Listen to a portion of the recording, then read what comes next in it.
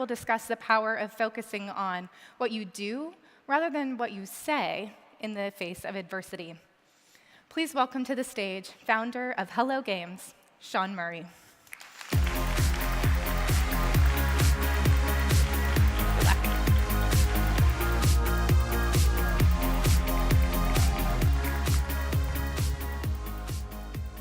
Hello. I'm Sean Murray. The folks at GDC asked me to talk about my journey as a game developer, and in particular about releasing games.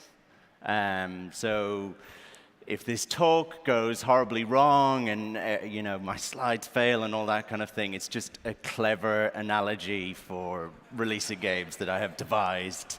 But the truth is, I've never met a developer who finds releasing games easy. It always requires grit, and game development is hard. I've been lucky enough to work on a lot of very successful games, but I've always found emotionally the lowest point for me in development is releasing a game. It's not actually been until our most recent project, No Man's Sky, that I learned to actually become a lot more zen about it, to enjoy it, and to learn how to take a team through it. No Man's Sky was this crazy, innovative, ambitious game. It was a procedural universe, something nobody had done before. And when we would show it to people, we would be excited, they would get excited, and before we knew it, we were building a rocket ship on the way up, like blasting towards the sun. No Man's Sky, when it released, and also still 2 years later, has sold incredibly well. It's gone on to be one of the biggest selling new IPs of all time, which sounds really weird to say out loud. But our release was also one of the most intense and dramatic that I think the games industry has seen. This is something that's becoming increasingly common in the industry. A lot of games have faced this before us and after us, but unlike some of those, we weren't facing just one technical issue that we could fix, and we also were a tiny team. We were 6 people on average making No Man's Sky. We were just 15 when we launched, and we were a little family. And as a family, post-release, we faced some really difficult challenges. Everything that you can imagine from like the worst of the internet, we hit. Regular intervention from police and Scotland Yard and things like that. And I don't really want to talk about that side of things because I think that kind of toxicity and those toxic individuals already control too much of the narrative around games. Instead, I'd like to talk about how we move forward as a team. Because now we find ourselves mentioned as that benchmark for coming back. Doing a No Man's Sky is now a positive thing, right? 2 years out from launch, like I was saying, we're selling kind of numbers that I think most AAA games would be really proud of for their launch. But more importantly, we have a very positive, probably one of the most positive communities of any game that is launched. During those darker days, though, it would have been very easy to quit. It would have been almost expected or the norm. But 2 things forced me to get out of bed every morning. One was that we could see something that others couldn't. We could see hundreds of thousands of people playing the game every day, an average play time of 25 hours across millions of players. We knew that people were enjoying the game and wanted to enjoy it more. The second thing that really made me want to get out and fight is that the narrative around games that launch like this becomes about the team being maybe dishonest or lazy or something like that. I've never met a lazy developer. I've probably made bad mistakes in my time, but the fucking team at Hello Games are incredibly talented and so incredibly hardworking. And so I felt like their legacy deserved to be correct. So at first, the intensity of that feedback was overwhelming. But I decided you either had to hide or you had to face it. So I did something that I wouldn't recommend, but I decided to kind of drink from the fire hose, right? Every mail that you send to Hello Games goes directly to my phone and to my watch, right? We didn't block or mute people. If you talked about No Man's Sky, then I probably read it. Again, I wouldn't really recommend it, but it helped me gain a new perspective. And that perspective is that everything is just data. I sat down to categorize everything. I brought in people externally to do it, and we learned a lot from that. For instance, we learned that the most toxic commentary, about 80 to 90% of it, was coming from people who weren't really invested in the game. They were talking online about topics that are very common and very recognizable, and most games become a lightning rod for, like pre-orders or marketing or whatever. They aren't providing good data to you as a developer.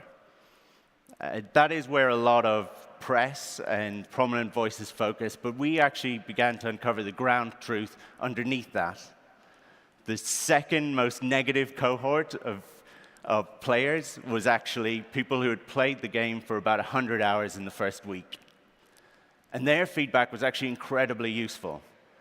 Suddenly, from this overwhelming noise of millions of hot takes, we discovered some ground truth, some real incredibly clear signals, like 37% of people were stopping playing or frustrated in playing just because they didn't like the inventory system. And then suddenly you're like, that I can fix. I can sit down at my computer and I can fix that. Not just that, I agree with you. And now we know what we're doing. We're back making games for people who want to play them.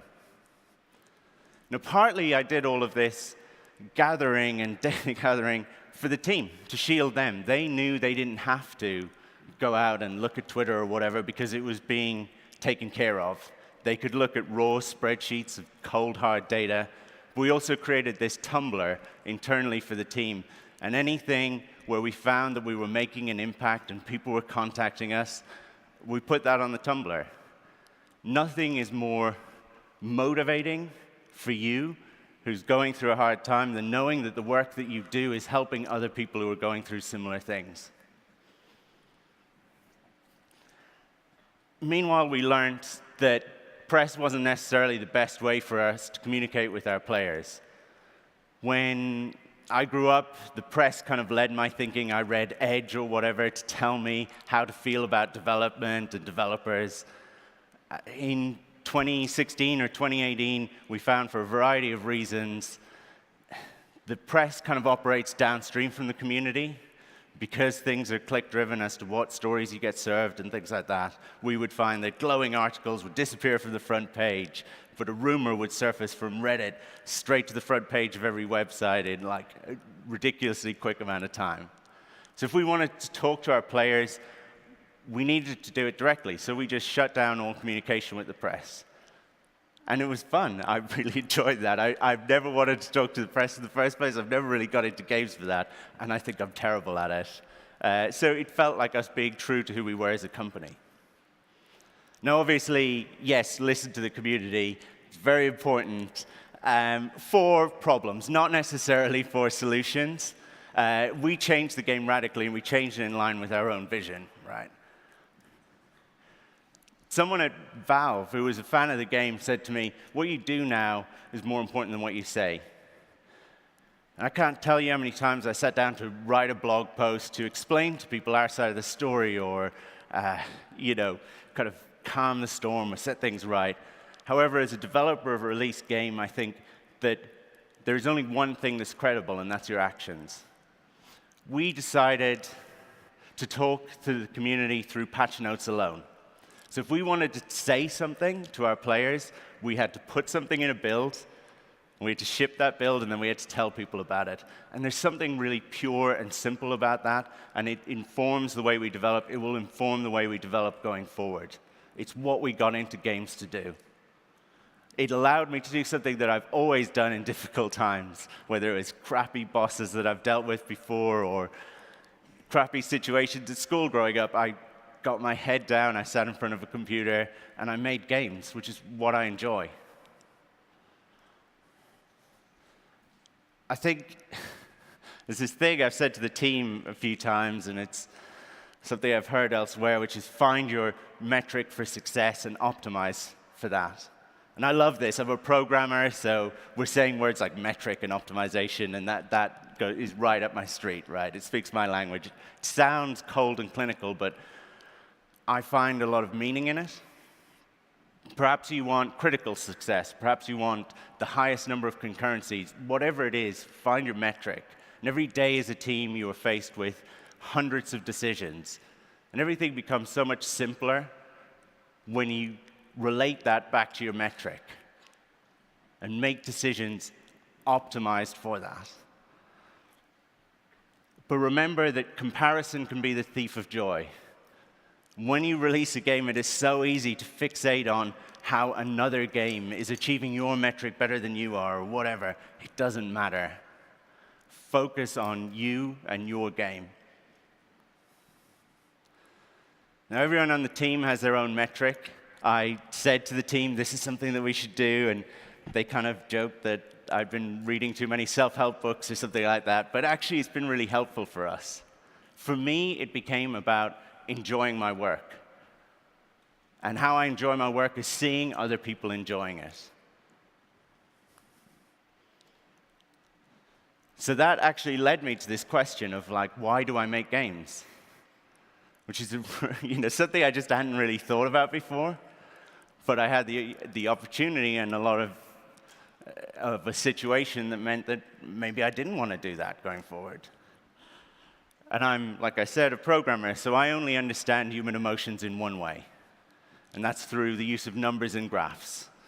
So just like any normal person, I started plotting my contentment on a month-by-month basis. Right? We've all done that. So for today, I actually asked a bunch of other friends who are developers to do the same, right? To draw out their journey as a game developer, right? And we all largely overlapped, right? Concept is fun, it's amazing. And it's followed by a more difficult pre-production, where you start thinking about, okay, was that concept such a good idea? And then you kind of climb out of that just in time for production, when you realize that everything that you did in pre-production was a terrible idea.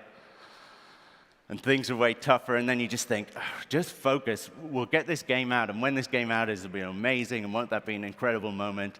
And actually, for the reality is, it's kind of taboo, but for the majority of developers, it's a real low point. It's kind of an anticlimax. And what I've learned is that every part of game development is harder than the last. And I have this question of, like, why do we do it? I've thought about this a lot over the last few years, right? And studies, like, consistently show this graph of basic human happiness. It starts out like you expect. Childhood is, fun and exciting, obviously, and then you become a teenager, things are a little bit harder, and then you climb out of that in your, 20s, and you learn to kind of find your feet, and then you have a choice. If you choose to go forward and have kids, statistically, your average happiness decreases quite a lot, right? During those toddler years, then those toddlers become teenagers, and now you've got the double whammy. They're going through their low point in the graph, and you're going through your low point in the graph, right? And then the final insult is that they move out, and you're the saddest you could be, right? So that's my talk. Making games is terrible. Don't have kids. Eric, thank you for coming. No, I do have some experience here, right? I embarked on this crazy, stupid project, right? The most ambitious game we could dream up with this tiny team. But I also helped bring 3 children into the world at the same time during those 5 years of development. And I discovered that there's a secret that those studies on happiness and my little graph doesn't show, right? Something amazing happens when you zoom in on that graph. We tend to measure happiness year by year, month to month. But actually, when you embark on something like this, as an indie dev, as a parent, or whatever, you tend to find that day to day, your happiness is changing wildly.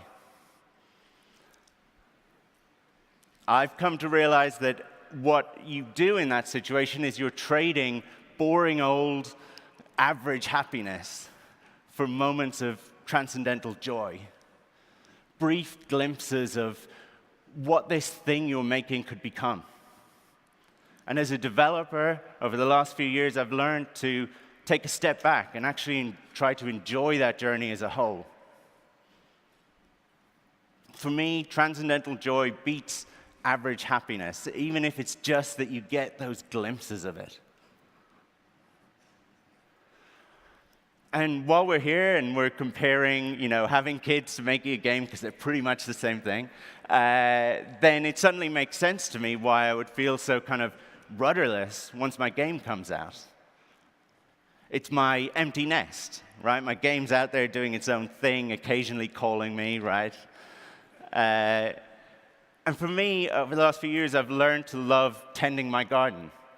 No Man's Sky, for me, became the perfect outlet, right? There's this huge universe filled with players and somewhere where anything could exist. And if we look at the biggest games in the world right now, Warframe, Rainbow Six Siege, Fortnite, they all kind of had this slightly rocky or lukewarm launch.